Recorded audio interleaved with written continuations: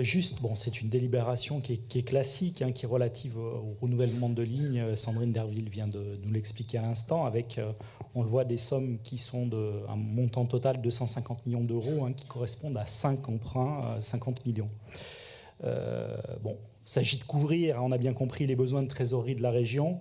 C'est une démarche courante, et puis franchement, elle est nécessaire, on le sait bien, pour la bonne gestion des finances, dans un contexte qui va devenir, et on en a assez parlé aujourd'hui, particulièrement contraint. Cependant, je souhaite attirer l'attention de la majorité sur un point crucial. Parmi les établissements bancaires sélectionnés pour ces emprunts, nous trouvons 2 des banques les plus émettrices de gaz à effet de serre à travers leur investissement et financement, à savoir BNP Paribas et Société Générale. Et malheureusement, ces 2 banques continuent de soutenir activement des projets liés aux énergies fossiles, malgré les engagements d'ailleurs qu'elles avaient pris au niveau international en faveur de la lutte justement contre le dérèglement climatique. Alors depuis ce matin, nous parlons notamment de budget vert, de responsabilité écologique, de transition énergétique et encore de Néoterra. Et pourtant, nous confions une part de nos finances à des établissements qui contribuent massivement à l'aggravation de la crise climatique par leur financement.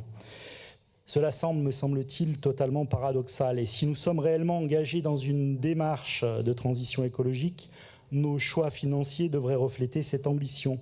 Nous devons faire preuve de cohérence et orienter nos relations bancaires vers des établissements plus responsables qui prennent des engagements sérieux en matière de réduction de leur empreinte carbone. Donc nous pensons qu'il est temps de revoir nos critères de sélection pour nos lignes de trésorerie et d'exiger des garanties écologiques de la part de ces banques avec lesquelles, évidemment, nous pouvons continuer à travailler à partir où effectivement il y a ces éco-conditionnalités.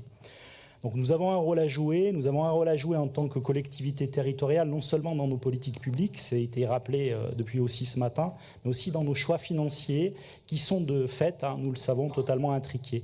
Et nous remercions d'ores et déjà la majorité régionale d'intégrer ce point de vigilance pour nos emprunts à venir. Je vous remercie.